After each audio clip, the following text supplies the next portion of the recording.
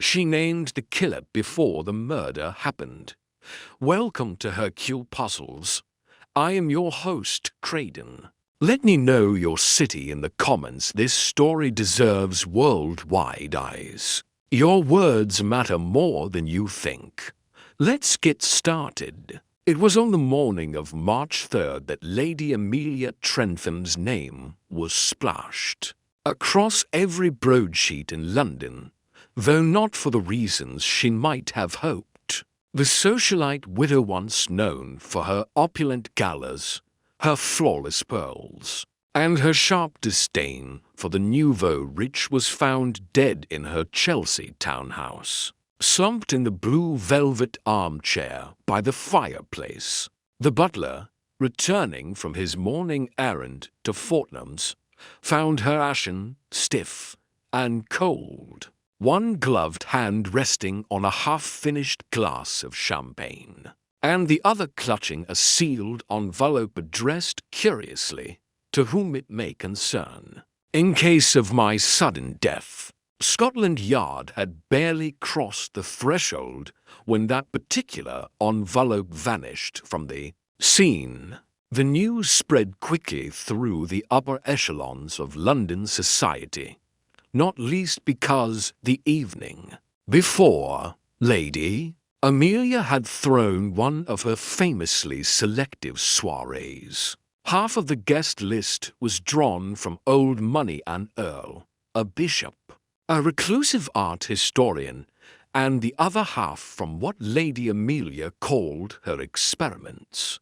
A stockbroker fallen from grace, a Hungarian pianist with whispered scandals, and a striking young woman named Margot Yates, who had arrived late and left early. It was said that Lady Amelia had told someone that night, "There's someone here tonight who is not who they say they are." But to whom she said it, and what she meant, remained a mystery. By the following morning, whispers had bloomed like mold on gossip pages. Suicide, revenge, poison in the champagne. But the coroner had confirmed no alcohol, no sedative, no trace of any known toxin.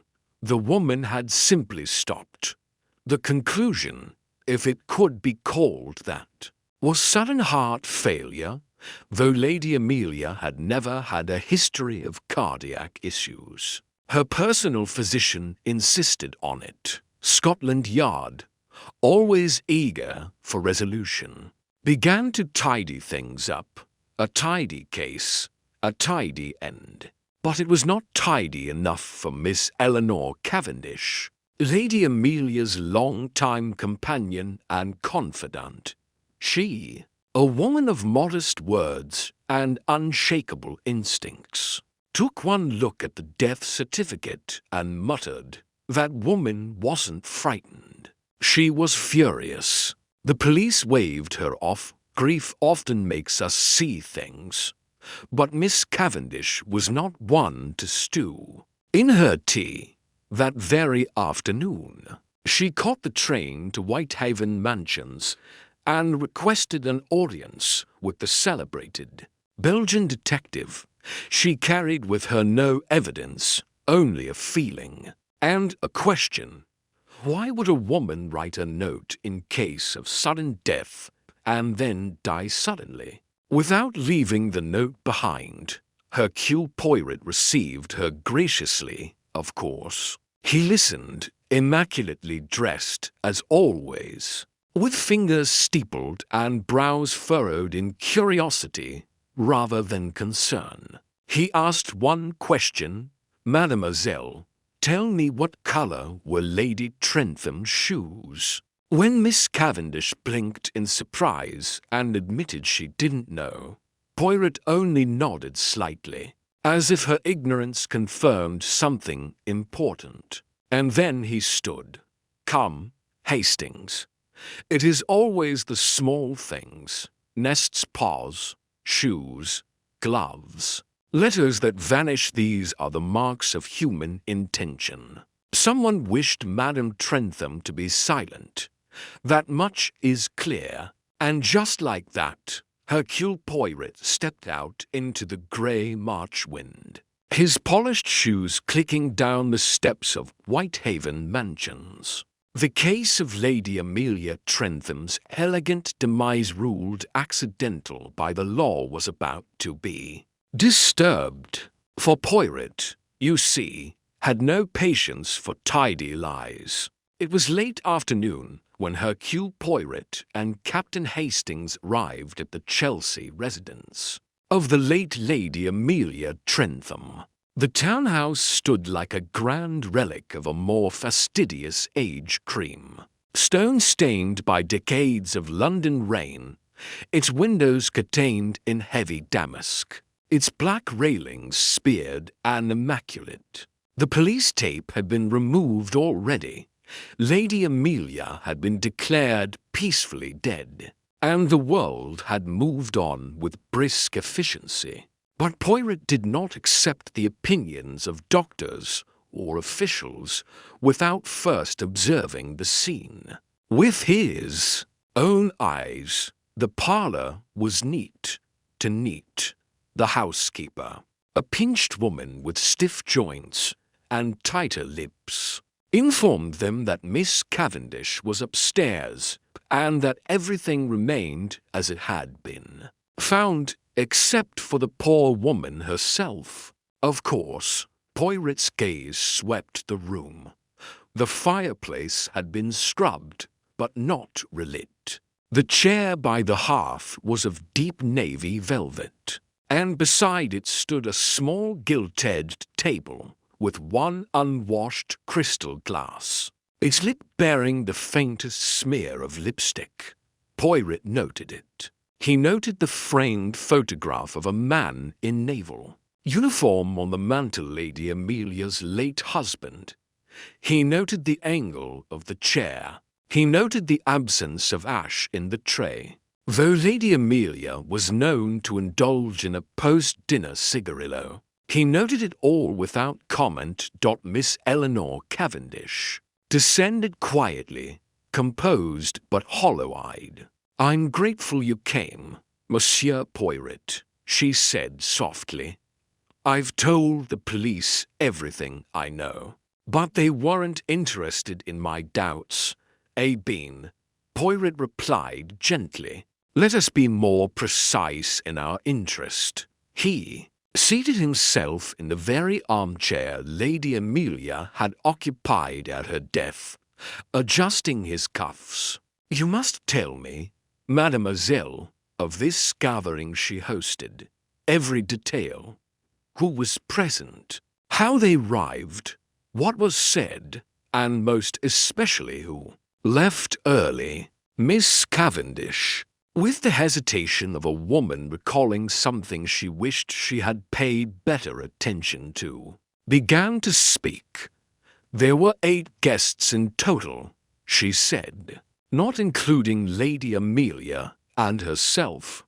3 belonged to the aristocracy, and had known Amelia for decades. Lord Venbridge, a tall and mild-mannered baron who rarely spoke. The Honourable Sybil Compton, a formidable spinster in possession of a ferocious chess mind and a sharper tongue. And Bishop Michael Greaves, whose booming voice and performative humility made him beloved by congregations and loathed by peers." Amelia admired Sybil, Eleanor added. She tolerated the others. "And the rest?" Poirot asked. Fingers gently steepled, a newer set. "She liked to mix people, provoke them, really. Mr. Edwin Hale, the disgraced financier, just back from the continent, a Hungarian pianist.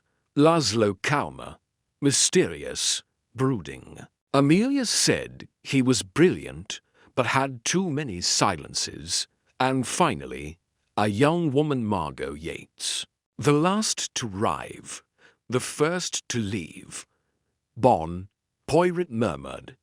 "Tell me about Mademoiselle Yates." "She was beautiful, no doubt." "About that," Eleanor said, her voice thinning.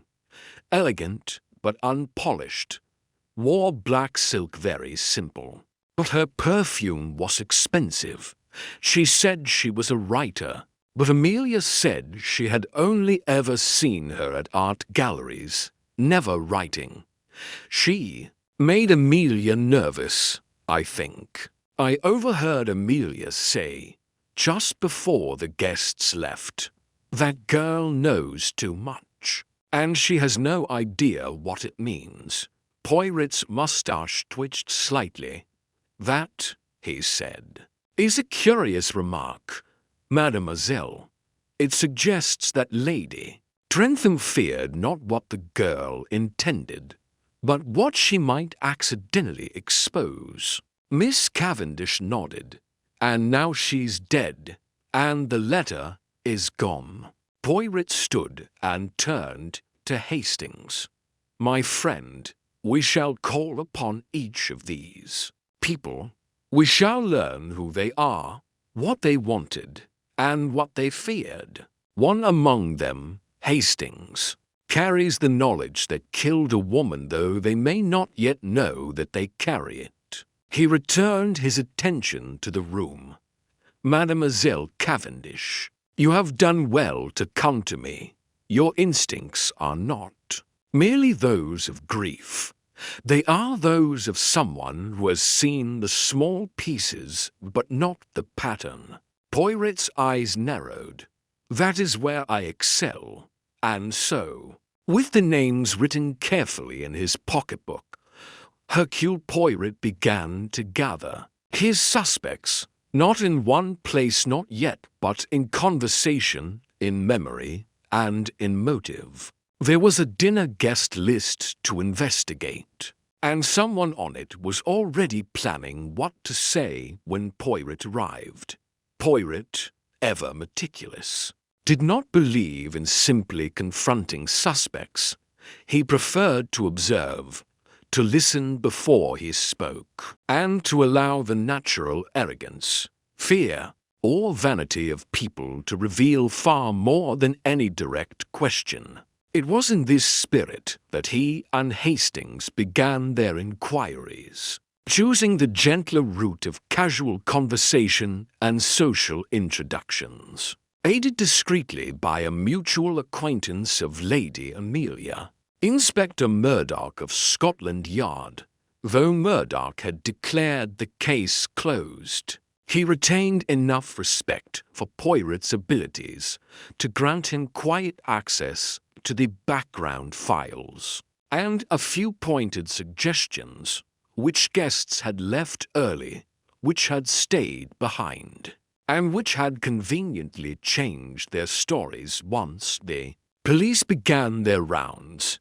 They began with Lord Venbridge, a man whose name stirred more recognition than his actions ever had. He received Poirot in the study of his West End club, sipping from a small brandy and sitting by an open window, as if he were practicing at being melancholic.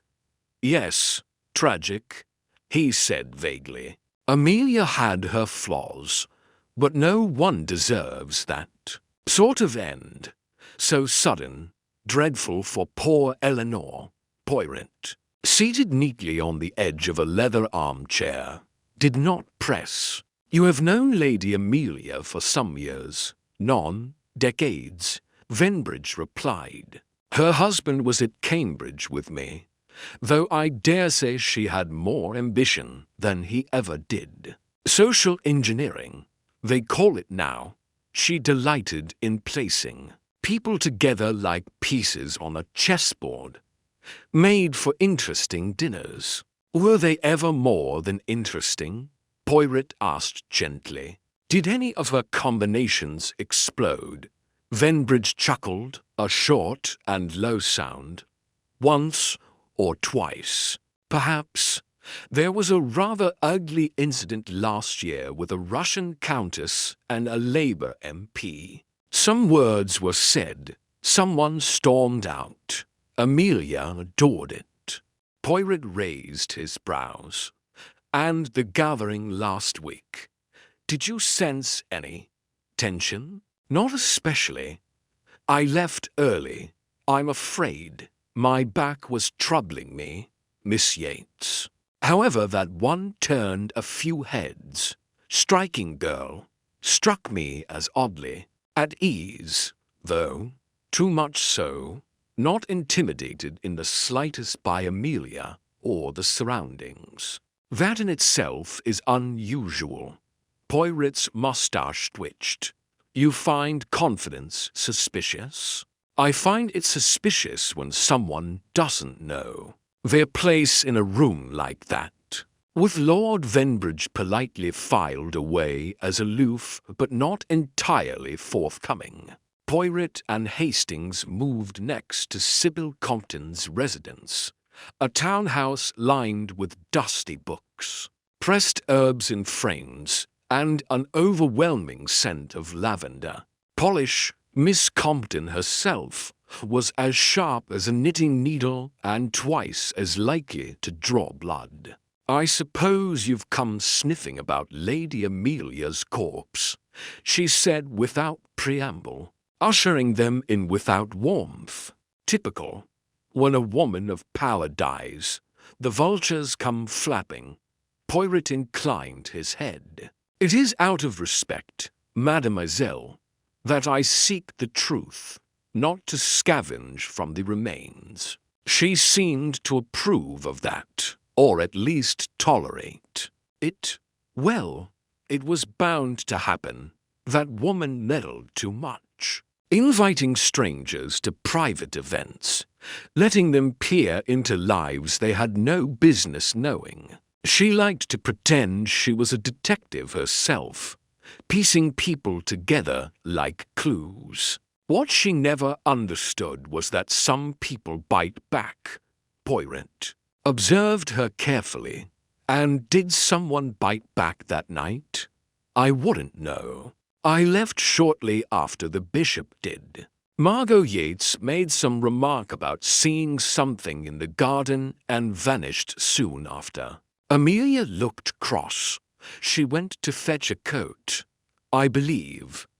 Next I knew, I was in a cab. Do you recall what the remark was? Precisely. Something about a silhouette in the side garden. She said it casually, probably imagined it. The girl struck me as the sort who wants attention, but doesn't know how to ask for it properly. And yet, Poirot murmured, Lady Amelia was disturbed by her. Of course she was. Margot Yates had that kind of beauty that isn't polished, only raw. And Amelia liked polish. She didn't like being reminded of what she used to be before she became Lady Trentham. Poirot thanked her and left with much to think about. The comment about the garden struck him as important, and it was the second mention of Miss Yates' early departure. Curious, the bishop proved harder to pin down. His secretary apologized profusely at the rectory, stating His Grace was conducting a week-long retreat in Kent and would not be available for comment. Poirot simply handed her a note for the bishop, signed with his name. He will wish to read it, he said firmly. The pianist, Laszlo Kalmer, was another matter entirely. They found him at a small flat in Notting Hill, barely furnished except for a grand piano and a single-framed newspaper clipping from Budapest. Kalmer opened the door wearing a rumpled shirt and an expression of deep exhaustion. I already told the police, he said in accented English. I saw nothing. I heard nothing. But did you feel something, monsieur? Poirot asked. Kalmer blinked. I felt pressure. Your English woman, she liked games. But there was something wrong that night. I play music to sense the soul of a room. That roommate was not well. She was angry, but not about the guests, about a letter. I heard her say something to Miss Cavendish as I was leaving. Poirot waited. She said, "If that girl talks to the press, we are all finished." Then she saw me, and she smiled like nothing had happened. Poirot gave a slow nod. "Merci, monsieur. That is most helpful." Last was Margot Yates, the most elusive of the group. Her address, curiously, had changed since the party. The one given to Scotland Yard was no longer valid. Poirot sent a courier to her publisher, another to a gallery she had once visited, and asked Inspector Murdoch to see if any hotels had registered her name. He had a feeling Miss Yates was not so much hiding as waiting to see what the world would do. Back at Whitehaven Mansions, Poirot sat down that evening with Hastings. "Well?" Hastings asked. "What do you think of them all?" Poirot tapped his fingers on the arm of his chair. "I think, mon ami, that everyone at that party knows more than they admit. But they are not lying for the same reasons. Some lie to protect themselves, others." He leaned back. "Others lie because they believe they already know who the murderer is, and they do not wish to be next." Hastings frowned. "Do you really think there'll be another death?" Poirot stared out the window into the darkening street. "That depends on whether Mademoiselle Yates speaks, or whether someone ensures that she never does." The following morning, Poirot received a telegram bearing only 3 words: "Found her, Piccadilly." It had been sent by the discreet clerk at Scotland Yard, who Poirot had promised a case of sherry in return for quiet cooperation. Beneath the 3 words was the name of a modest hotel, the Belwick Arms, tucked behind a row of commercial tailors. Not grand enough to draw attention, not obscure enough to seem hidden. It was exactly the sort of place one might choose when one wanted to be invisible in plain sight. Poirot and Hastings arrived just after breakfast. The concierge was initially hesitant, but a small card bearing Poirot's name and a knowing glance sufficed. "Miss Yates?" he said, after a glance down his ledger. "Room 112. She hasn't come down yet, but I can ring her, if that will not be necessary," Poirot interrupted, soft yet firm. "Announce us, if you please. Tell her that Hercule Poirot has come to ask her a question." "Only one." The porter returned minutes later, surprised. "She says she'll receive you." Margot Yates stood by the window when they entered.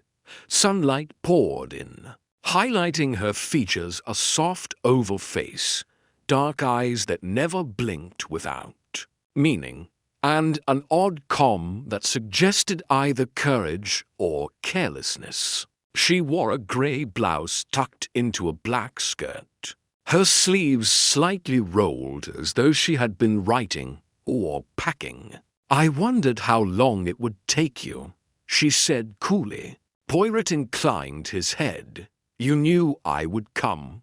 "No, but I assumed someone would." Lady Amelia liked control.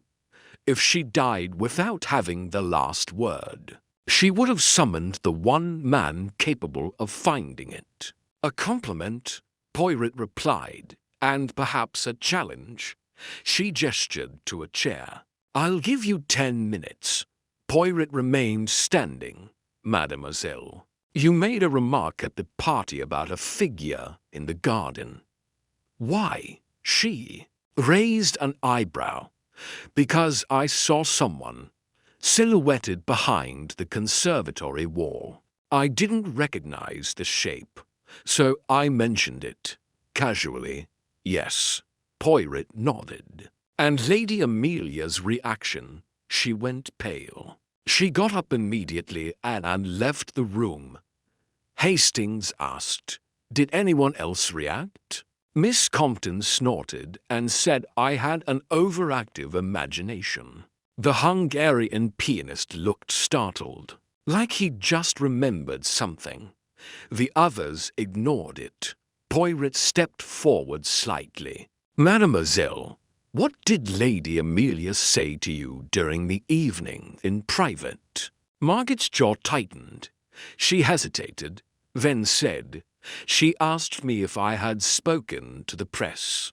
Had you? No. But she believed you had something to say.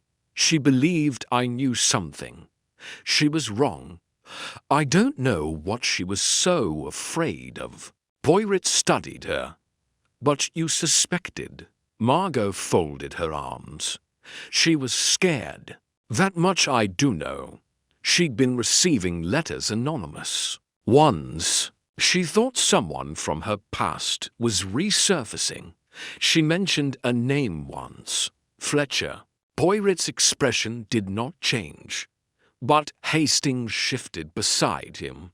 Fletcher? She cut herself off before explaining. I tried to follow up, but she brushed it away. I assumed it was some blackmail affair. Poirot raised a hand.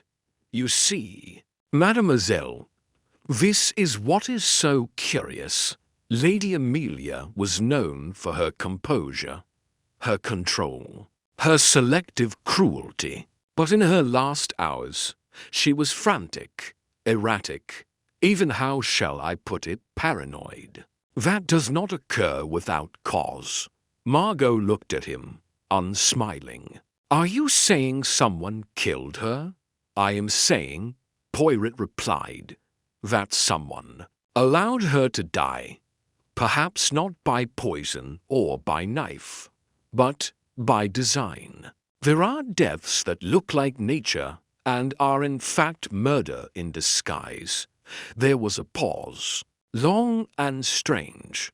At last, Margot said quietly, I didn't kill her, Mr. Poirot. But I think someone wanted me to take the blame. Poirot nodded slightly. That, Mademoiselle, is what I feared. They took their leave soon after. As they descended the narrow staircase, Hastings whispered, She knows more than she says. Poirot agreed, but not enough. She is afraid of implicating herself, even by accident. She suspects, but cannot prove. That is where her danger lies. And this Fletcher fellow? Poirot's brow furrowed. A ghost, perhaps, or an old wound reopened. I must look into Lady Amelia's past. There may be something from long ago that now returns. They returned to Whitehaven Mansions just before noon. While Poirot went to his study, Hastings reviewed the police files again, noting inconsistencies. The timeline was becoming murky. Lord Venbridge claimed to have left at 10:15, Sybil Compton at 10:30. The pianist departed at 10:45. Margot Yates claimed she left at 10:20, but was seen near the gate at 10:50 by a passing neighbor. Lady Amelia was last seen alive by her housekeeper. At 11:05, Poirot returned holding a single sheet of paper. I have obtained a letter, written by Lady Amelia in 1913, from Paris. She was 24 then, not yet titled. It references someone named Charles Fletcher, a man who, according to the postscript, knows too much and will ruin everything. Hastings blinked. Over 20 years ago. Poirot nodded. And now, a letter goes missing. A guest sees a shadow. A young woman is accused. And the name reappears. Poirot turned to Hastings. We must visit the family's solicitor. If anyone knows about Fletcher and the Lady Amelia, altered last year, It would be Mr. Grantham. They found Mr. Grantham in his office at Chancery Lane. A careful man with the face of someone who had spent decades reading confidential papers. Without reacting, he remembered Lady Amelia well. She came to me 6 months ago, made changes to her will. What changes? Poirot asked. She disinherited a niece and added a new beneficiary. Poirot's eyes narrowed. A new name? Yes, a Miss Margot Yates. Hastings sat forward. She left her money to Margot, to a trust in Margot's name. It would activate only upon Lady Amelia's death. Poirot stood. Monsieur Grantham. That tells us a great deal. As they walked back into the street, Hastings was wide-eyed. She left the money to Margot after accusing her of speaking to the press. Indeed, Poirot said softly, a contradiction. But what does it mean? Poirot answered slowly. It means Lady Amelia feared what Margot might say, but she also believed that by rewarding her, she could control it, a financial leash, if you will. But that plan failed. Someone panicked. Who? Poirot did not answer. Instead, he looked up into the grey clouds above the city. The person who knew about the will, the person who needed that envelope to disappear, and the person who feared that Margot, whether she knew it or not, held a match too close to the powder. They walked in silence. That night, Poirot did not sleep. He sat by the window, gazing out into the dark with the city lights flickering. Below, somewhere in those conversations, in those layered lies and half-truths, he had heard it, the faintest whisper of intent. Not grief, not rage, but calculation. Someone had moved a piece early, before the game had begun, and someone long forgotten had returned to play again. 2 days later, Inspector Murdoch rang Whitehaven Mansions with what he called an update Poirot would appreciate. His voice, half amused and half triumphant, carried over the line with a note of finality Poirot immediately distrusted. We've located a connection between Margot Yates and a man named Charles Fletcher, Murdoch said. Turns out he was her mother's cousin, a conman in his day. Did time in France for fraud back in 1921. Might explain why Lady Amelia knew the name. Perhaps it wasn't from prison scandal after all. Just a family stain. Margot may have used the name to spook her, get leverage. We're bringing her in. Poirot merely responded with a polite hum, thanked the inspector, and replaced the receiver without comment. Hastings, seated across from him, asked eagerly, So it was her after all? Poirot leaned back in his chair, steepling his fingers. Hastings, my friend, what do we know of Mademoiselle Yates, a writer without publications? A guest who left early but was seen late, a woman with motive, means, and now connection to a notorious name. Yes, on the surface, she is perfect. Well, exactly, to perfect, Poirot said sharply, as if someone wished us to see her first, as if she were being prepared for the role of the culprit before the crime even occurred. Hastings frowned. You believe she's being framed? Poirot did not answer immediately. He stood, walked to the window, and gazed at the drizzle coating the panes like sweat on glass. I believe she is a pawn being advanced to cover the true hand behind the board. Come, We must pay a visit to Lady Amelia's niece, the one she disinherited 6 months ago. There is often more rage in the removal of privilege than in the denial of it. Lady Amelia's niece, Vivian Trentham, lived in a converted flat off Highgate Hill. The building was bohemian and cluttered, full of self-conscious charm. They found her seated on the floor amid a scatter of canvases, her hands smeared with paint, her hair cropped like a Parisian dancer's. She looked up at them with a mix of wariness and curiosity.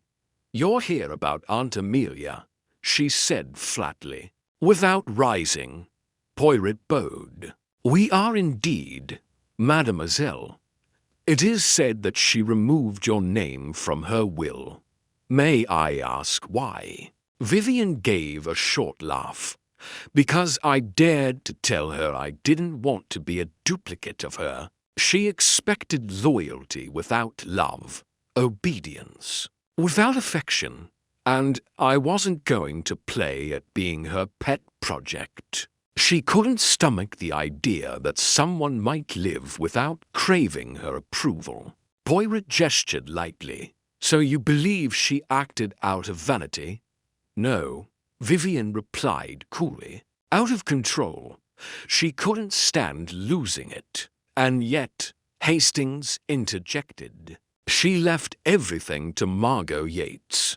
Vivian looked at him, eyes narrowing. "Did she?" Poirot tilted his head. "You were unaware. She never mentioned it. But that doesn't surprise me." Amelia liked twisting knives silently. Poirot stepped forward.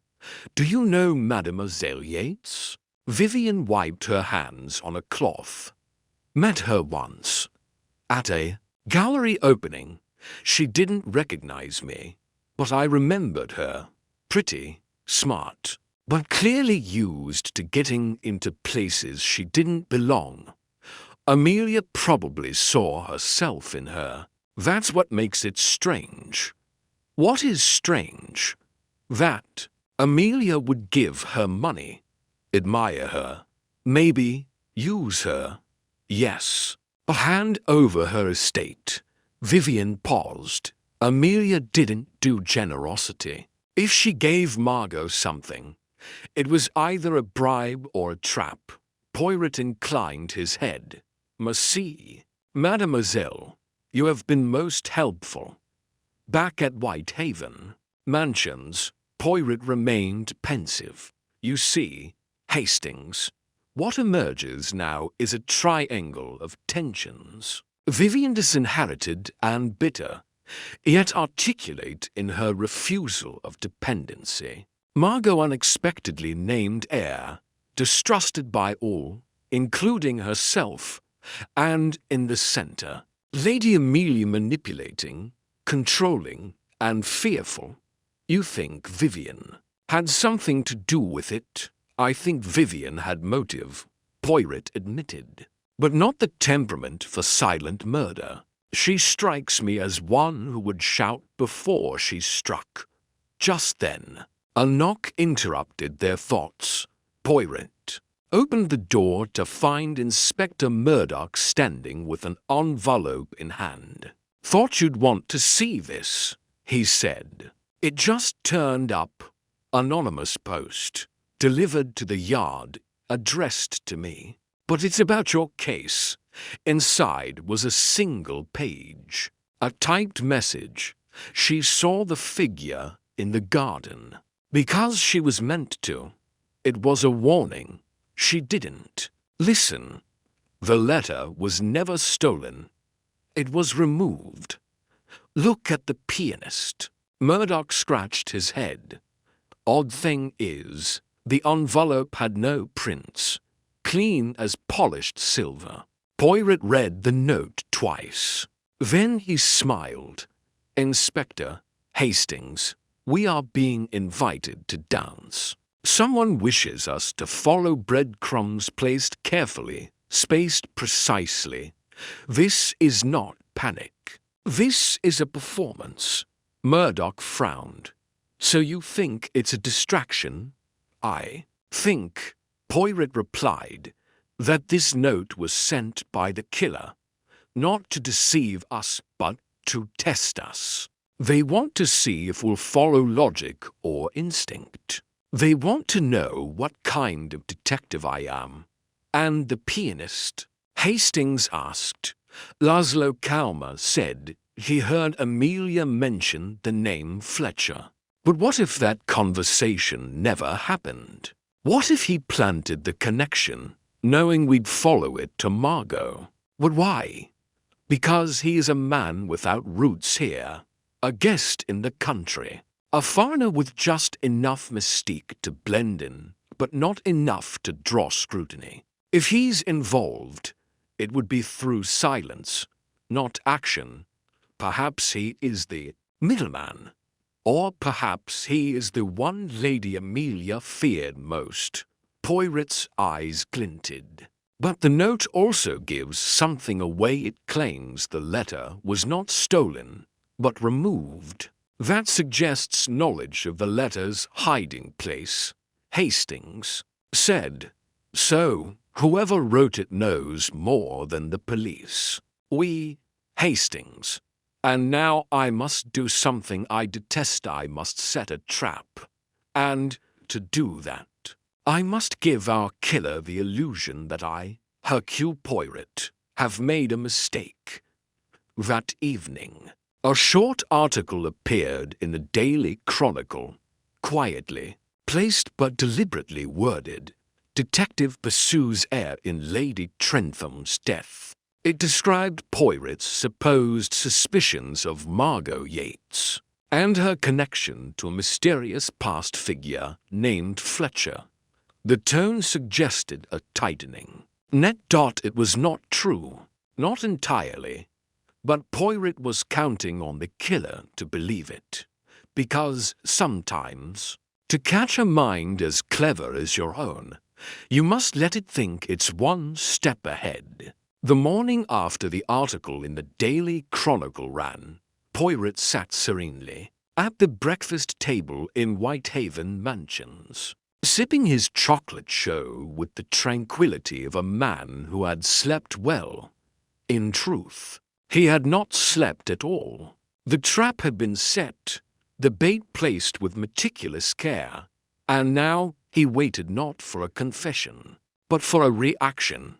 In his experience, guilt revealed itself not in panic, but in the subtle distortions of behavior, a nervous message, a hurried alibi, a need to reframe the narrative. This was the moment when people, believing themselves unseen, betrayed the shape of their fear. He did not wait long. At precisely 9:30, the concierge delivered a note from downstairs. Poirot unfolded the folded card and read the contents.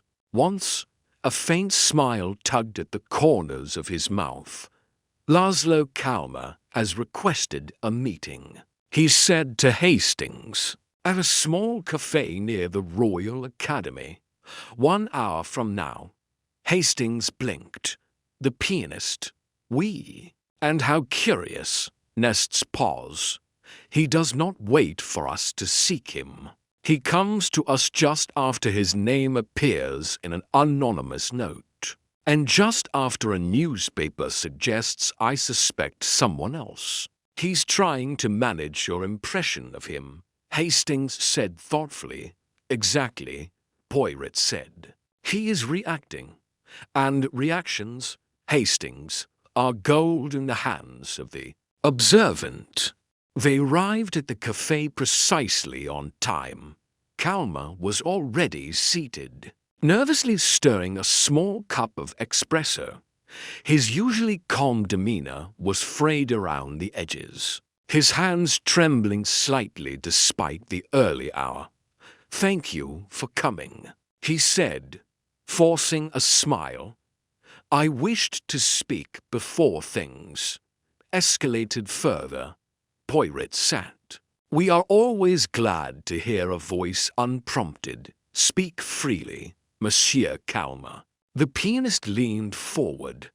I have nothing to hide, Monsieur Poirot, but I fear that things I have said or perhaps failed to say are being twisted. I saw the article. The press, Poirot said mildly. They are fond of conclusions. Calmer nodded quickly. I do not know anything about a man named Fletcher. That is the truth. I lied about hearing Lady Amelia mention him. I only knew the name because Margot once said it during a conversation very casually. I didn't think anything of it until Amelia died. Hastings frowned. So you fabricated the detail to connect Margot to the case. I didn't fabricate it to accuse her. Calmer insisted. I only wanted to suggest that Lady Amelia was unsettled by something. But now it seems like I've put Margot in the line of fire. That was not my intention. Poirot tilted his head. Why lie at all, monsieur? Calmer hesitated. Because I didn't want to be dismissed. I'm just the pianist, a guest, not a peer. People ignore what I say unless I make it dramatic. Poirot's expression remained unreadable. So now you come to make a correction. And what, monsieur, would you prefer us to believe instead? Calmer sighed, his hand tightening around the espresso cup. I think Lady Amelia knew she was being watched. The figure in the garden wasn't an illusion. I think it was someone. From her past, someone she feared. Someone who had already confronted her. Poirot raised his brows. Do you suggest that Lady Amelia was being blackmailed? Yes, Calmer said firmly. I think someone came to that party not to eat, or drink, or socialize, but to frighten her into silence. Maybe even to retrieve something. A letter. Hastings asked. Calmer nodded. She kept something important. I'm sure of it. Something that person wanted back. Poirot glanced at him for a long, unblinking moment. Merci, monsieur. You have given us much to consider. As they departed the cafe, Hastings was visibly troubled. He's not innocent. No, Poirot agreed.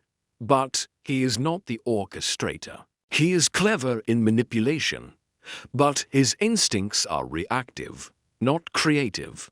He saw something. Perhaps too much. Perhaps too early. Hastings slowed his steps. You think he saw the real killer? I think he may have, Poirot said softly. And I think someone now suspects that he has remembered more than he should. That will make him a threat. We must watch him. By midday, another note had arrived, this one far more subtle. It came in the form of a dinner invitation. The sender, Bishop Michael Greaves. Poirot held the thick ivory envelope in his gloved hands and nodded.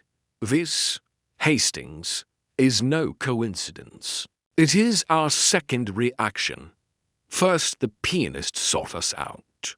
Now the bishop invites us into his domain. The guilty often grow anxious when silence drags too long.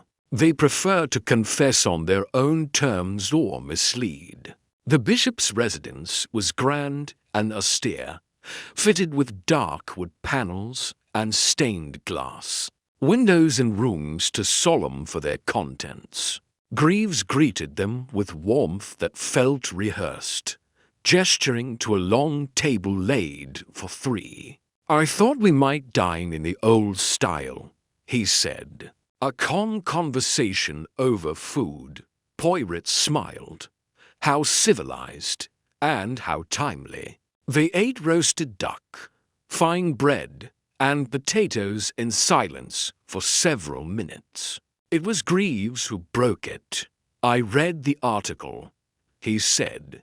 Very troubling, if true. But I must confess, I find it hard to believe that young Margot could plan something so final.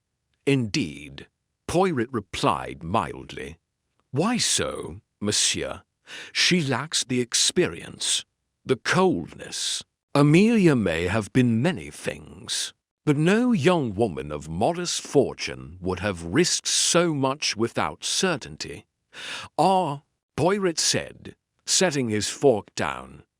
And yet, young women have changed. They are bold, are they not? Bolder, yes, but not calculating. Not yet. The bishop reached for a glass of wine. Amelia made enemies. Poirot, not in the obvious ways, but in how she maneuvered people. She collected secrets, old ones, dangerous ones. Poirot raised a brow, and she used them, she hinted. She never threatened. That was her genius. She let you imagine what she could do. And so someone, Poirot said slowly, imagined too vividly, and acted. The bishop nodded once. That would be my theory. Yes. And what secrets did she hold over you, Monseigneur? There was a silence. Then Greaves laughed softly. Touche, Monsieur Poirot. But Amelia and I were of the same age, the same social strata. There was no leverage between us. Poirot nodded thoughtfully. Merci for your hospitality. I am most grateful. That evening, back at Whitehaven Mansions, Hastings asked, Do you believe him? Only partially, Poirot replied. The bishop is too smooth. His dinner was not about clarity, it was about creating narrative. He wishes us to believe in a killer born of fear.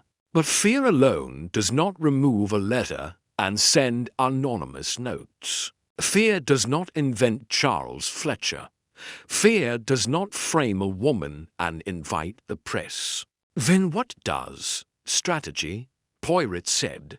This is a chessboard, Hastings, and someone has moved their bishop forward to test our queen. Hastings blinked. You're saying the bishop is involved. I am saying he is no longer above suspicion. He is playing a role, and very soon we shall force him to change position. Poirot stood, moving to his writing desk.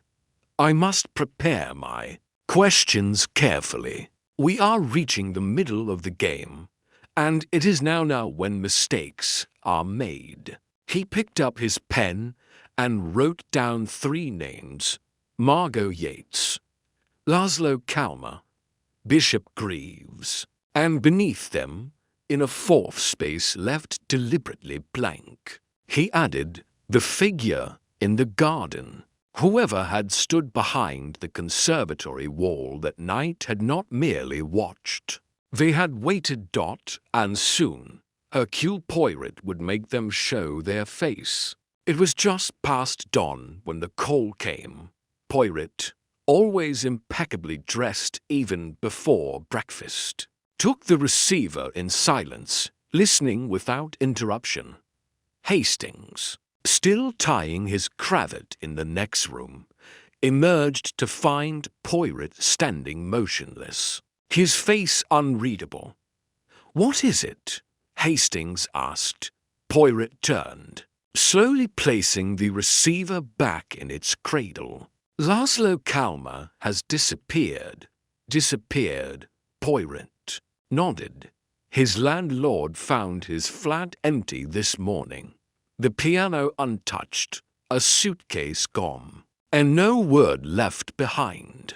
He was last seen yesterday afternoon, boarding a train to Oxfordshire. There is no record of him arriving. Hastings' face tightened. So either he fled or he was made to disappear. Poirot's eyes narrowed. Indeed. And I suspect the latter. He was not the type to run unless he feared for his life, which, I believe he did. They arrived at Calmer's flat within the hour. The small, sparsely furnished space was neat to neat. The coffee cup from their earlier visit had been cleaned and shelved. His books were aligned, his sheet music filed. It had the unnatural order of a room arranged by someone who wanted no trace of chaos. On the floor near the bed, Poirot spotted something curious, a torn edge of a concert flyer, with Calmer's initials written in pencil on the back. Beside it, tucked almost beneath the dresser, a single black button. Poirot bent, retrieved the button, and turned it in his fingers. Interesting, he murmured. This is not from Calmer's wardrobe. It is newer, more British in make. You think someone came here? Hastings asked. I think someone searched, Poirot said quietly, and Calmer caught them doing it. There was a struggle, brief but precise, and then Calmer was taken. Hastings paled. Taken where? That, Poirot said, is what we must now determine. But before that we must understand why. They returned to Whitehaven Mansions to find a visitor waiting in the lobby. Miss Eleanor Cavendish sat upright, gloved hands folded, eyes tight with distress. Poirot ushered her inside. There's something I must confess, she said quietly. It's about the letter. Poirot's expression did not change, but Hastings leaned forward. What letter, mademoiselle? Poirot asked softly. The one Amelia wrote before she died. The one that vanished. Poirot nodded slowly. Yes. Continue, if you please. Eleanor's voice trembled. I saw her write it. The evening of the party. She was in her study, alone. I walked past and heard her speaking to herself. When I stepped in, she was holding the sealed envelope. She looked furious, not afraid, just furious. She said, It's all lies, but if they want a war, I'll leave the battlefield mine. Then she handed me the envelope and said, If anything happens to me, give this to the solicitor, no one else. And what did you do? I put it in the locked drawer of her escritoire. I thought she was being dramatic. The next morning after she died, I went to retrieve it. It was gone. Poirot's eyes sharpened. You did not tell this to the police. They would have blamed me. I panicked. I thought maybe I'd misplaced it. But I know I didn't. Someone took it during the night, during that cursed party, and who had access to her study. Eleanor hesitated. The housekeeper, the guests, anyone who wondered. Really, Amelia didn't believe in locked doors during her soirees. She said mystery was the soul of good conversation. Poirot stood. Mademoiselle, you have done a brave thing. It confirms what I suspected. The letter was not destroyed in panic. It was taken for a purpose. Hastings asked, but who took it, and why? Poirot turned to the window. Because its contents threatened to expose something, and because the letter, if read, would unravel more than reputation. It would expose motive. Later that afternoon, Poirot and Hastings returned to the solicitor's office. Mr. Grantham had requested a second meeting. When they arrived, the solicitor was waiting with a grave expression. I found something in Lady Amelia's private file, he said. I thought you should see it. He handed Poirot a manila envelope. Inside was a scanned photocopy of a document. yellowed with age but carefully preserved. It was a letter dated March 2nd, the day before Lady Amelia's death. To whom it may concern, if I am dead when this is read, know that I do not fear the cause. I know who walks in the garden. I know what he wants. I have kept my silence for over 20 years about the summer in Provence, about the girl, about the lie that saved me and destroyed another. I know now that I did not deserve the comfort it gave me. But if he believes silence protects him, he is wrong. If I die, it is not by nature, it is by consequence. Amelia Trentham Poirot read it twice. He did not speak for nearly a full minute. Then he looked at Grantham. Did she ever speak to you of Provence? Grantham shook his head. Never. And this letter, why was it preserved? Grantham looked pained. She sent it to herself, posted from her own address. I believe she meant to create an official trailer document with a postal stamp, one that could not be denied. Poirot stood. Then we must find the girl, the one mentioned. She is the key. They left in silence, the rain just beginning to fall. As the cab trundled through the damp streets, Hastings said, "She confessed, in her own way." Poirot nodded. "And now we know the motive is old, not inheritance, not gossip, not even revenge in the ordinary sense. It is guilt deferred, a crime buried in the soil of the past, which has now bloomed into death. And the killer." Poirot said nothing, but his eyes, sharp as razors, betrayed the truth. He had already seen the face of the one responsible. Now he only needed them to show their hand. Because if Calmer had vanished, it was not just to be silenced. It was to stop him from becoming the next body in the garden. That evening, Poirot did not dine.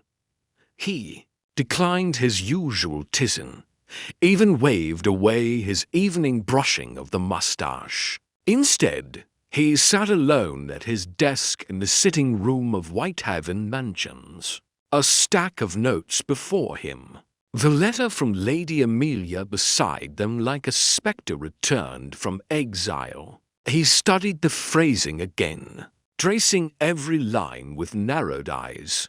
I know who walks in the garden. The phrase repeated in his mind like a chime.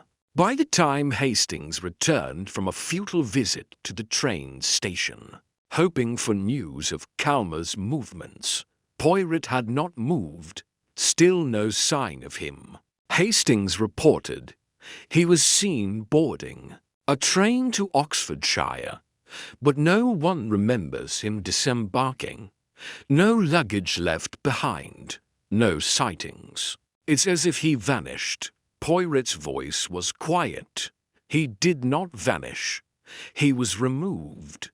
Hastings stepped closer. You're convinced now it's murder? Poirot nodded slowly. But not in the way we think. No knife, no poison. Calmer knew something. Perhaps not consciously. Perhaps he remembered a name, a face, a detail buried in memory that made him dangerous. Poirot reached into a drawer and retrieved the black button found near Calmer's dresser. Tell me, Hastings, do you notice anything about this button? Hastings examined it. Standard size. Nothing unusual at first glance. But he squinted. There's an engraving. Letters HTW. Poirot said, placing the button down gently, hand-tailored. A discreet label used by a bespoke London suitmaker named Leckler and Sons. Only 30 clients in London, one of whom is Bishop Greaves. Hastings' jaw tightened. So the bishop was in Calmer's flat? Poirot stood. At some point, yes, though we do not yet know when. Perhaps before the party. Perhaps after. But the connection is no longer speculative. But what would he be looking for? Hastings asked. Poirot tapped the letter again. He would be looking for this or evidence of it. Perhaps Lady Amelia entrusted a second copy to someone. Or perhaps Calmer overheard something at the party. Something no one else noticed. Hastings began pacing. Then why remove him now, instead of immediately? Because, Hastings, the trap I set worked. The article forced a reaction. The killer believed we had locked onto Margot Yates. That bought them time. But when Calmer requested to speak with me, they panicked. It was no longer enough to distract. They needed to erase. Hastings turned to him. And now we must go back to the garden. The garden? Poirot's eyes glittered. It was mentioned twice once by Margot. Once in Amelia's letter. The figure in the garden. Not a metaphor. A person. Someone seen at the edge of the house. Someone who was not meant to be. There. Who? Hastings asked. Poirot didn't answer. Instead, he asked for his coat. They arrived at Lady Amelia's townhouse just before dusk. Eleanor Cavendish greeted them with caution, still shaken from her earlier confession, but allowed them inside. I must see the garden again, Poirot said simply. Eleanor led them through the back hall to the conservatory doors. The garden was damp with rain, hedges high and cleanly trimmed. The stone path curving like a question mark through the shrubbery. At the corner stood the wall that formed the edge of the conservatory. It was here Margot Yates had claimed to see a silhouette. And now, in the fading light, Poirot studied the ground with sudden intensity. There, he said, pointing, a soft indent near the edge of a flower bed. Not recent, but preserved by the overhang from the wall. A shallow depression, as though someone had stood still for several minutes, pressing their weight into the soil. Poirot moved to the side gate, the one Margot was seen near after she claimed to have left. The latch was simple, no lock, and this, Poirot said, is how the figure entered, quietly. Without drawing notice, Hastings peered down the narrow alley outside. It's hardly visible from the street. Exactly, Poirot replied. The killer stood there to ensure they were seen, but only by one person, Margot. She was not being frightened. She was being warned, a psychological message. Just as the note later implied, someone wanted her to know. Keep silent. Walk away. Poirot turned to Eleanor. Was there any other copy of the letter? Any other written record Lady Amelia might have hidden? Eleanor looked hesitant, then nodded. She had a journal. Old. She stopped writing in it years ago. But it was locked in the bottom drawer of her wardrobe. I never touched it. Show me, Poirot said. They ascended the stairs to Lady Amelia's room. Eleanor opened the drawer with a small brass key she retrieved from a box of keepsakes. Inside lay a thin, leather-bound journal, worn but intact. Poirot opened it carefully. Page after page of tight, furious script, observations, opinions, names. But it was the final entry that caught his eye. Margot is not ready. I see the echoes of what I was, fearless, reckless. She sees the world in questions, not answers. She suspects the truth already. She saw him in the garden. I tried to deny it, but it was him. It must be. I had hoped he had forgotten. But ghosts never forget. They wait. And now I have only one weapon left, my own confession. Poirot closed the book. It was him. He whispered. Who? Hastings asked. Poirot turned. The man from Provence. The lie. The one she feared would return. The man known by another. Named now but once. Long ago. He was Charles Fletcher. He turned to Eleanor. Did Lady Amelia ever speak of Provence? Of an incident involving a young girl? Eleanor's face tightened. She mentioned it once. Said she ruined someone's life to save her own. And that someone, Poirot said softly, died in a fire, wrongly blamed for an act Amelia committed. A girl burned. A man disappeared. But the guilt stayed. Who was the man? Hastings asked. Poirot looked at him with heavy eyes. The Bishop, Greaves. He was Charles Fletcher, once. Before he took the collar. Before he changed his name. Before he joined the church to hide. Hastings went pale. My God. Poirot nodded. It is always the past. Hastings. Always. It returns wearing new clothes, new names. But the shadow is the same. That night, Poirot wrote 2 letters.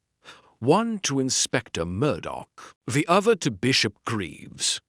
He would invite the bishop to a private meeting. One final performance. The next day, the curtain would rise, and Poirot would reveal the crime not of a moment, but of decades. The drawing room at Whitehaven Mansions had never hosted so many secrets. It was just past noon when the last guest arrived. Bishop Michael Greaves, in immaculate clerical black, his posture stately, his expression unreadable. Poirot welcomed him with courteous formality and gestured to the seat opposite the others. Already seated were Margot Yates, Eleanor Cavendish, Lord Venbridge, Miss Sybil Compton, and Vivian Trentham. A small gap remained where Poirot had asked that a seat be left empty. Hastings stood quietly near the window, observing the room. With a sense of ominous gravity, I have invited you all, Poirot began, because the truth has been long delayed. But it has not disappeared, as with all truths. It has merely been waiting to be recognized. He paused and looked at each of them in turn. You are all here because you were present the night Lady Amelia Trentham died. Each of you had reason to be wary of her. Some of you feared her power. Others envied her influence. And one of you returned from the dead to silence her. There was a visible ripple through the room. Sybil raised an eyebrow.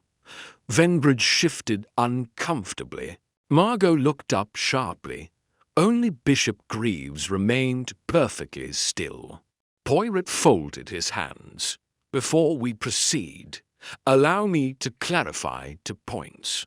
First, Lady Amelia was murdered, not by poison or violence, but by design. Her death was precipitated by psychological pressure, calculated manipulation, and the removal of the one thing that could have saved her, her written confession. He turned slightly. Second, Laszlo Kalmer is missing, and I fear he may be dead. He knew something or suspected something that brought danger to his door. He did not vanish of his own volition. At this, Margot gasped. Vivian paled. The bishop's expression did not waver. Poirot stepped aside, and held up the copy of Amelia's letter. This was not destroyed. It was hidden, and it spoke of a name Charles Fletcher, a name from the past, a man involved in a scandal in Provence many years ago, a man who disappeared and re-emerged years later, wearing a new title, a man who returned to London, took up the cloth, and worked his way back into Amelia's world. At this, the bishop spoke for the first time. "You tread on dangerous ground, Monsieur Poirot." Poirot's tone remained calm. "Do I? Then let us tread together." He turned to the group. Lady Amelia, in her youth, made a grave mistake. In Provence, there was a fire. A girl died. The cause of that fire was never properly investigated, because Amelia's testimony pointed to a servant, a man named Fletcher. He was blamed, imprisoned briefly, but later disappeared. What few know is that the real cause of the fire was Amelia herself, careless, reckless, and terrified of the consequences. Poirot walked slowly around the room. Fletcher disappeared. Yes, but not into death. He took a new name. He took the cloth, and eventually he became Bishop Michael Greaves. Every eye turned to the bishop. His face was unreadable. "I have nothing to say to that," he murmured. But Lady Amelia had much to say, Poirot said firmly. She wrote this letter to herself, intending to create a legal paper trail. And when she realized that someone from her past had returned, she wrote more. She kept a journal. She named him. She feared him. And she knew when she saw him in her garden that the past had finally arrived. Sybil leaned forward. "The garden?" Poirot nodded. "Yes. Margot Yates saw a man in the garden that night. She believed it to be nothing more than a silhouette, but it was a warning. He wanted her to know she was being watched." He turned to Margot. "Mademoiselle, you said Amelia confronted you that night, accused you of speaking to the press, but that was not about gossip. She believed you had learned about Provence, about the fire, and she feared that, with Calmer overhearing a fragment of conversation, the truth might emerge." Margot's voice cracked. "But I didn't know. I never knew what she was afraid of." "No," Poirot said gently, "but she thought you might, and so, to control the narrative, she named you in her will. She hoped to buy your silence, even if you didn't understand what she was buying." Lord Venbridge muttered, "This is madness." Poirot raised a hand. "Is it? Then let us address one final point. The button." He retrieved it from his pocket. "This button was found in Calmer's flat. It belonged not to Calmer, but to a suit made by Leckler and Sons. Only a handful of clients. One of them, Bishop Greaves." Silence. Poirot walked slowly back to the center of the room. "So, we have motive guilt long buried. We have opportunity the bishop was unaccounted for between 10:30 and midnight that night. We have means, a man skilled in persuasion, not violence, but manipulation. And we have method, psychological pressure, theft of a letter, and removal of a witness." The bishop stood. "Enough." Poirot raised an eyebrow. "I did not kill her," the bishop said coldly. "I confronted her. Yes, I wanted the letter. I had spent decades rebuilding my life. Amelia's guilt, it was her cross to bear, not mine. But she insisted on exposing it. Even after all these years, even after the church, the charities, the penance, she wanted to destroy everything. So I took the letter, and Calma, Poirot asked quietly. The bishop's mouth twitched. He was nothing, a bystander. He got curious. He followed me after the meeting with you. I didn't mean for it to go that far. Where is he? I put him on a boat. The bishop said, money buys silence. He's on the continent by now, I imagine. I never meant to kill anyone. I only wanted to survive. Poirot sighed. And that, monsieur, is what you fail to understand. Lady Amelia lived with her guilt. She tried to make it right.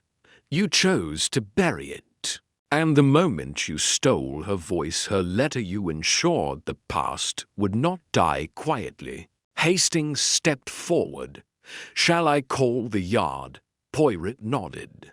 Yes, there is no pleasure in this, only truth. As the bishop was led away by the arriving Inspector Murdoch, the others sat in stunned silence. Poirot turned to the group. You all played your parts, some knowingly, others not. But it was fear that ruled that house that night. And fear, he said softly, is the most efficient killer of all. He bowed. My thanks for your patience. The past is no longer whispering. It has spoken.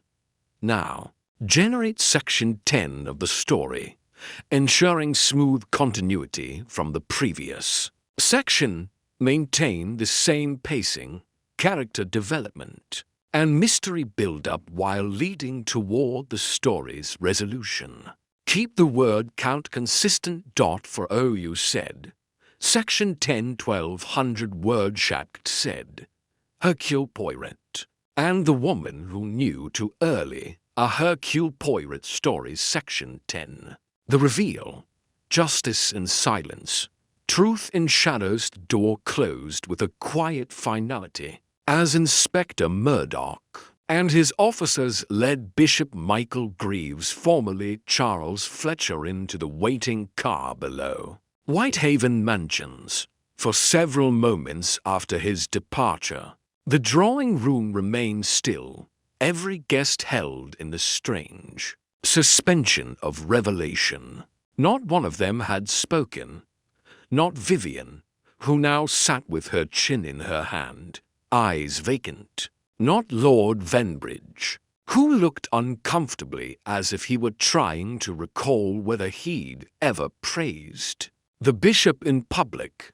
Not Miss Compton, who had removed her spectacles and now polished them furiously without putting them back on. Not even Margot Yates, who sat silently, as though something had landed within her and settled without asking. It was Poirot who finally broke the stillness. Lady Amelia, he said quietly, was not a woman without cruelty, but her final act was not one of malice, it was of conscience. She knew the cost of her silence, and in her final hours she tried to pay the debt. He walked slowly across the room and set the letter now safely back in its envelope on the side table. She did not fear death, Ms. Amice. She feared that truth would remain buried under ceremony and reinvention. That a man could reinvent himself not to heal, but to escape. Vivian looked up slowly. He didn't even deny it. No, Poirot said, because in his mind, he was not a killer, only a survivor. That is the danger, you see, when guilt is rationalized, it becomes acceptable. And when it becomes acceptable, it becomes dangerous again. Miss Compton adjusted her glasses with sudden energy. And what of Calma? Is he truly gone? Poirot turned to Hastings, who had just returned. From a phone call in the hallway, Hastings gave a quick nod. He was found an hour ago, he reported. In Calais, alive, disoriented, but unharmed, French police located him on the docks. He told them a man paid him to disappear, said there'd be danger if he stayed in England. He didn't realize what he was being kept from. Poirot smiled. Faintly. Good. That is one thread tied. Margot Yates looked up. And what about me? Poirot met her eyes. You were the easiest one to blame. Young, beautiful, new to Amelia's world. Your name alone provided contrast, so they made you a distraction, a red herring. Margot exhaled slowly. She named me in her will. I still don't understand why. Poirot folded his hands. Because you reminded her of herself, of what she might have been. Had she not chosen status and secrecy, she saw in you a boldness she had long buried. But more than that, she saw a clean conscience. You did not know what she had done, but she feared that you would. So she tried to chain you with wealth before you asked questions. Margot shook her head. I didn't want her money. I just wanted to be part of that world, for once. Poirot tilted his head, and now she hesitated. Now I don't think I want any part of it. Silence again. Poirot stepped forward once more. You must all now decide what to carry and what to leave behind. The scandal will unfold. Yes, but you are not prisoners of it unless you choose to be. The law will speak, but truth, Ms. Amester has already spoken. He bowed gently to them and said nothing more. One by one, the guests departed. Venbridge left quickly, barely meeting anyone's eyes. Sybil Compton lingered a moment, muttering something about the strength of women who told the truth, and how the church never liked being reminded of its sins. Vivian Trentham was the last to leave. She stood by the door a long time before she turned and said, "She was wrong about me. I didn't need her money, but I might have needed her honesty." Poirot gave a small nod. It was her final gift. Too late, perhaps, but not wasted. When all had gone, Poirot returned to his chair, lowering himself slowly with a deep sigh. Hastings joined him, pouring them both a brandy. "That's quite a story," he said. "Layers of guilt, buried identities, lies twisted around other lies." Poirot sipped his glass. "Ah, but such is life, mon ami. Truth is rarely linear. It circles, it folds, it hides in old names and forgotten places." Hastings leaned forward. "One thing still troubles me, only one, the letter. Why did she post it to herself?" Poirot smiled faintly. "Because she knew it might be destroyed if left in plain sight. What a stamped envelope, in a drawer too formal to open, too personal to discard. She trusted the process of the post more than the people round her. And the garden?" Hastings asked, the moment Margot saw the figure. "That," Poirot said softly, "was an act of cruelty. Greaves Fletcher wanted her to know she was being watched, but he also wanted her to remember. He hoped to silence her without speaking. But in doing so, he made the mistake of involving her too deeply." Poirot stood, walking to the window. The city outside carried on in its grey, industrious rhythm. Taxis moved, children laughed, and the world remained unbothered by the small drama that had unfolded inside this quiet flat. He turned back to Hastings. It is finished, and yet no one will clap. There is no applause for guilt revealed, only the absence of more lies. Hastings nodded, still, justice of a kind. We, Poirot agreed, justice in silence. A knock interrupted their final thoughts. The concierge entered, holding a small envelope. Poirot opened it. Inside was a card with a single sentence. The dead keep secrets. The living pay the interest. There was no signature, no postmark, only a blank card with precise, elegant handwriting. Hastings read it over Poirot's shoulder. Another threat? No. Poirot said quietly, a confession from someone who survived this story, but carries its cost. He folded the card and tucked it away. Come, Hastings, let us walk. There is no mystery left to solve, but there is always peace to seek. And so the great detective, whose little grey cells had once again brought clarity to the murk of human deception, took his hat, his coat, and his leave.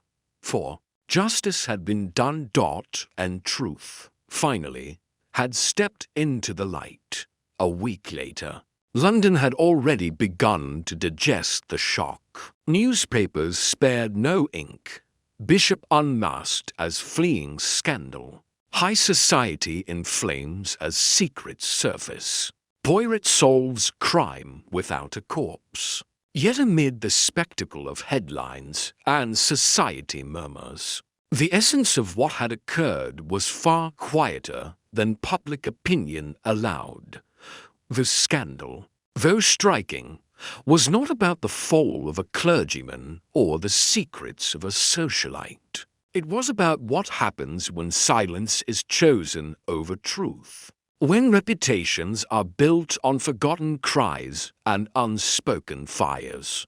Poirot had declined every interview request. He gave no statements, posed for no photographs, and refused invitations to soirees that wished to make entertainment of tragedy.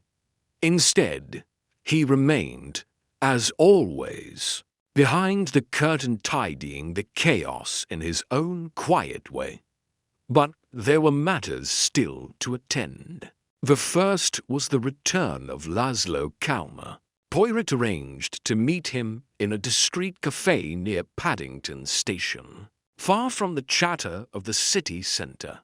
Calmer, thinner and paler than before, wore a borrowed coat and a face creased by fatigue. "You are safe now, Monsieur," Poirot said gently. "The man who silenced Amelia has been exposed. He will face the consequences." Calmer nodded slowly. "I didn't mean to get involved." "You did not," Poirot said. "But you listened, and in this case, that was enough. I remember what he said to me on the dock," Calmer added, voice low. "He told me, 'You don't understand what she's done. None of you do. I'm only correcting a mistake.'" Poirot stirred his tea. "It is always the defense of the guilty. They believe justice is theirs to define." Calmer frowned. "And Amelia, what she did in the past. Do you think she deserved what happened?" Poirot was silent for a moment. Then he said, "Deserve is a dangerous word, Monsieur. Amelia bore the weight of her lie for decades. She chose reputation over innocence. But in the end, she chose truth. And for that, she died with clarity." He paused. "That is more than most achieve." The second matter was Lady Amelia's estate. The revised will had come under legal challenge by distant relatives, but the letter and journal entries provided A formidable defense. Grantham, the solicitor, confirmed that Margot Yates would retain the inheritance, though it would be under trust for 5 years. Per Lady Amelia's final instruction, Poirot met with Margot in a quiet sitting room at her hotel, where she had moved after vacating the Belwick Arms. Her manner was composed, but her eyes carried something new, less defiance, more awareness. "I never wanted her money," she said, echoing the words she'd spoken before. "But I suppose now it's not about the money at all." "No," Poirot agreed. "It is about what you will do with it." Margot looked down. "Do you believe she truly intended to make amends?" "Yes," Poirot said. "But I also believe she knew it would not be enough. Redemption is not earned by a gesture. It is lived. It is not for her any more it is for those who remain." Margot nodded. "I think I'll write about it." Poirot's eyes warmed. "That, mademoiselle, may be the finest use of inheritance I have heard." The third and final matter was a quiet one, something Poirot undertook alone. One morning, dressed impeccably in grey with a deep green tie, he took a hired car to a small cemetery just outside Richmond. There, under a modest stone bearing the name Isabel Fournier, lay the girl who had died in the Provence fire nearly 30 years earlier. Poirot stood there a long time. The wind rustled through the sparse trees, and a single crow called in the distance. No one else was near. He laid a single white lily on the grave and bowed his head. "Justice is slow," he said aloud, softly, "but it comes. Sometimes in silence, sometimes too late, but always in the end." As he straightened, his expression bore no triumph, only peace. He returned to London and spent the evening rereading Le Temps, sipping his tisane, and making small notes in his pocket journal. Hastings, ever curious, asked him what he was writing. Poirot replied, "An account not for the public, but for myself. One must sometimes tidy one's thoughts after a storm." "Do you think it's truly over?" Hastings asked. Poirot looked at the window. "The case, yes. But the consequences, those never end neatly." "But the law has won," Hastings insisted. Poirot gave a slight smile. "The law, mon ami, wins when it is allowed to speak. But truth, it must be invited. It must be welcomed. Lady Amelia did not welcome it soon enough. But in the end, she opened the door. And Bishop Greaves," Poirot shook his head slightly. He believed that reinvention was enough. That time would forgive. But it does not. It forgets. Perhaps, but justice does not live in forgetting. It lives in remembering, and choosing what to do with the memory. He looked over at Hastings. "You see now, mon ami, why I insist on order, on symmetry, on details. Because behind every carefully arranged room is a history that must be managed. People think I'm obsessed with perfection. But it is not so. I am obsessed with the truth that disorder conceals." There was a silence, and then Poirot, satisfied with his notes, closed his journal. "Come," he said, "let us not talk of death any more. There is life outside these walls, and I, Hercule Poirot, wish to walk in it for a while, at least." And with that, he stood, adjusted his tie in the mirror, and departed for a stroll through the city. London, uncaring as ever, continued to move forward. But somewhere beneath its cobblestones and carriages, one less secret weighed on its soul. And Poirot, order restored, walked on, quietly triumphant. 1 week later, Hercule Poirot stood at the bay window of Whitehaven Mansions, watching the clouds trail lazily over the rooftops of London. The storm had passed. The case was resolved. The culprits named, the shadows pulled into light. And yet, as it always was with matters not just of crime, but of conscience, there was no parade, no fanfare, only aftermath. Margot Yates had left the city. She had written Poirot a letter, in neat, careful script. Thank you for believing me when others did not. I'm not sure where I'll go, perhaps Italy, perhaps nowhere in particular, but I feel no desire to stay where the story ends. What I saw in Amelia's house that night, I can't forget. And what you showed me, that silence can be broken without violence, will stay with me longer than any inheritance. Yours in quiet respect, M.Y. Poirot had folded the letter carefully and placed it in his private file labeled Cases That Mattered. Vivian Trentham had also departed, this time for Spain. She had sold the art flat in Highgate, declining all rights to contest Amelia's will. In a brief, cold note to the solicitors, she wrote only, "I never wanted her money, just the truth." Now I have it. Laszlo Kalmer, though hesitant, had decided to stay in England.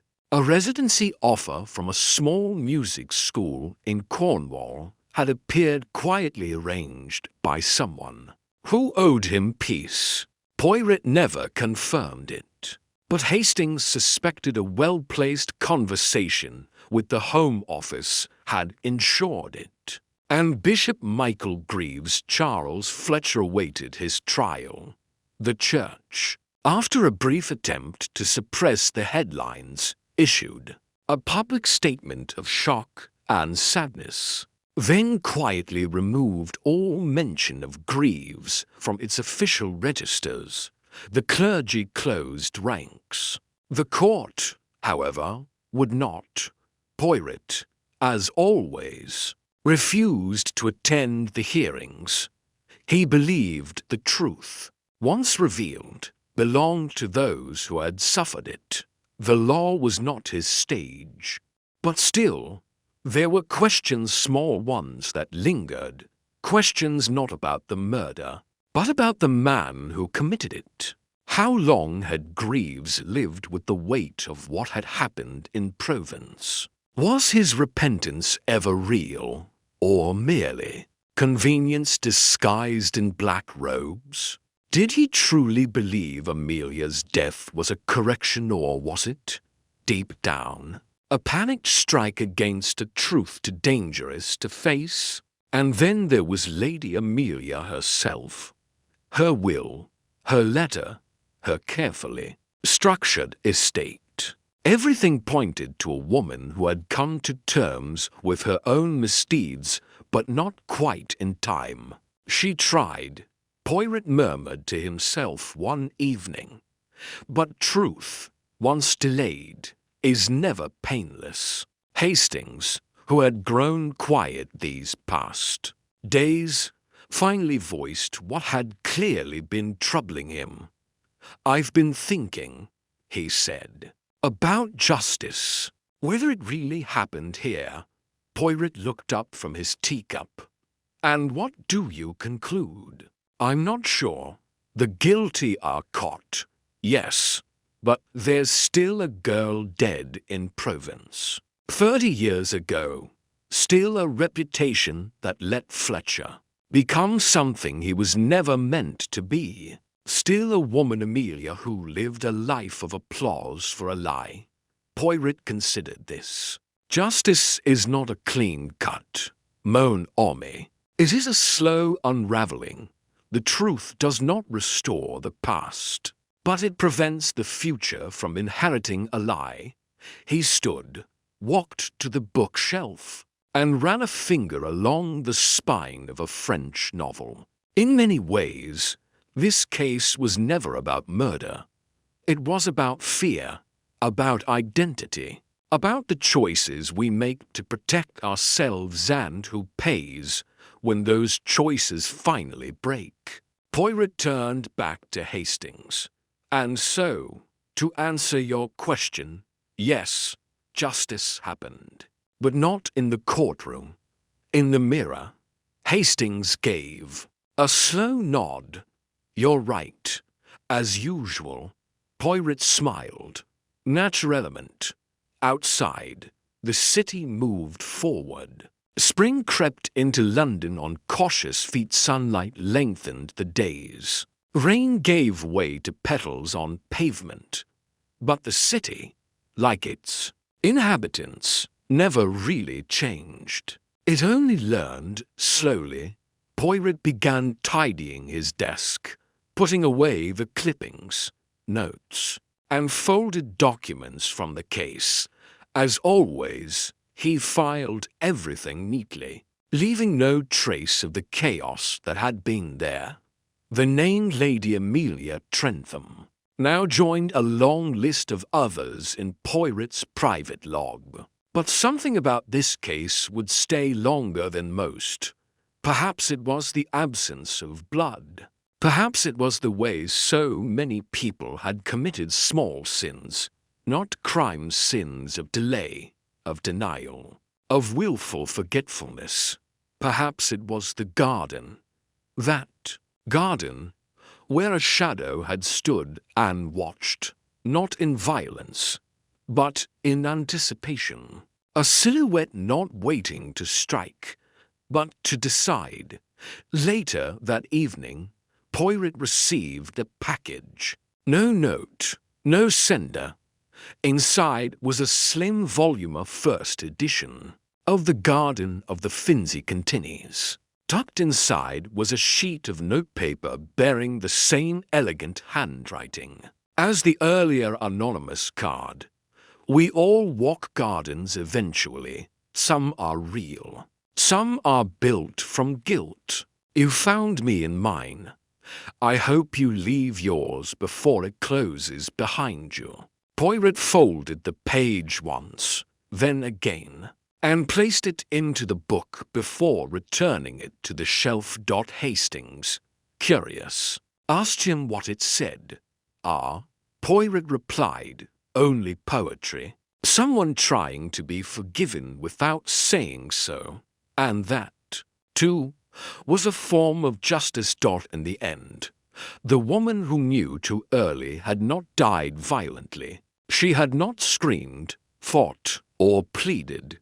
She had simply seen the truth too soon. And for that, the world unprepared, defensive, ashamed had turned against her. But Poirot had listened, and that had been enough.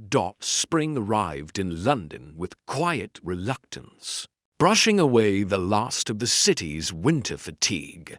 Trees along the embankment tentatively pushed out new buds, and the sharp grey of the Thames began to soften beneath warmer skies. And yet, for Hercule Poirot, the change of season was not marked by flowers or birdsong, but by the subtle silence that follows a mystery laid to rest. He sat one final morning at the table in Whitehaven Mansions, a tray before him with precisely cut toast, a small pot of coffee, and a single hard-boiled egg.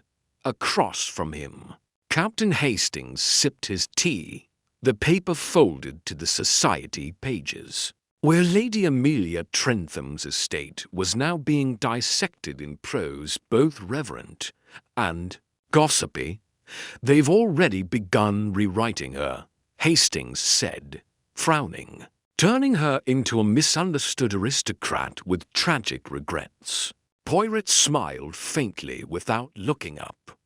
But, of course, mon ami, Society must explain what it cannot accept. A powerful woman who erred in youth, who buried the evidence, and who, in the end, tried to confess that does not fit in the frame of noble memory. Hastings placed the paper down. But she did confess, in her way. But not publicly, not while alive.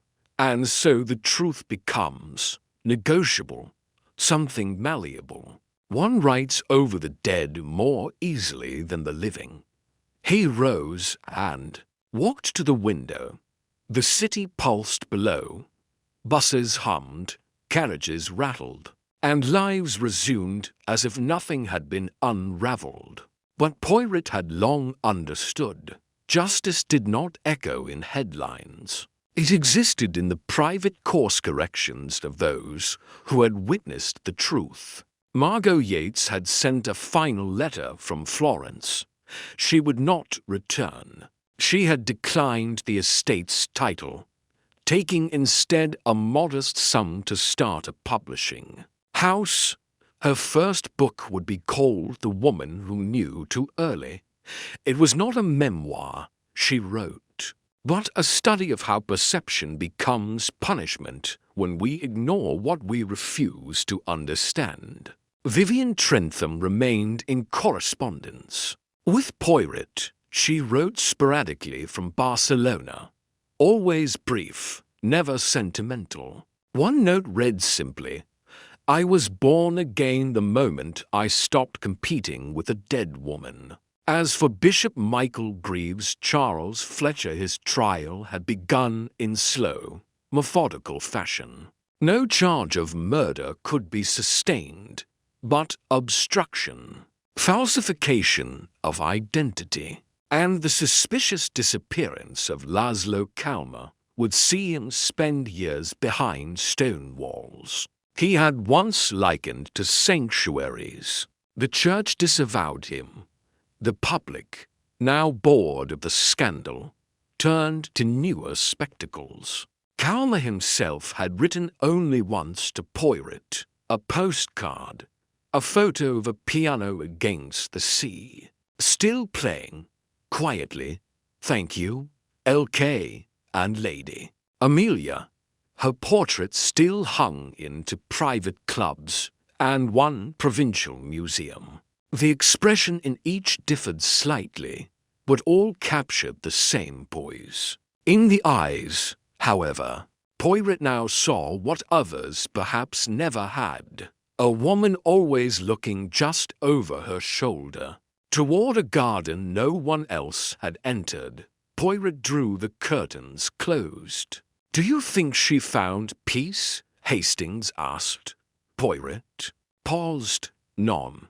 But she found clarity, and in some lives, that is the greater achievement." He picked up a final letter from his desk, a personal note from Miss Eleanor Cavendish. "It still frightens me, the silence of the house. I live there now, but it's different, lighter. Somehow, as though the walls have stopped listening. I've planted tulips near the garden wall, where Margot saw the figure. Perhaps something can grow there now, other than secrets." Poirot folded the letter gently and tucked it beside his notebook. "There is nothing more to solve, Hastings, but there is still something to preserve." "What's that?" Poirot looked out once more at the world. "The habit of seeing, of listening, of thinking, the moment we cease to question what others accept. The past returns not to teach but to punish." He straightened his cuffs, reached for his hat, and gave a small bow toward the empty room. "One must never forget. Mon ami, the truth does not hide in darkness. It hides in the open disguised as silence, dressed in respectability, framed by wealth, spoken in polite phrases, and yet," he said, placing a hand to his chest, "it can always be heard if one listens with order logic, and a little grey. Cell or two. With that, Poirot opened the door to the spring morning, stepped into the corridor, and left the case of the woman who knew too early behind him. But only just, because some gardens, once entered, are never truly left.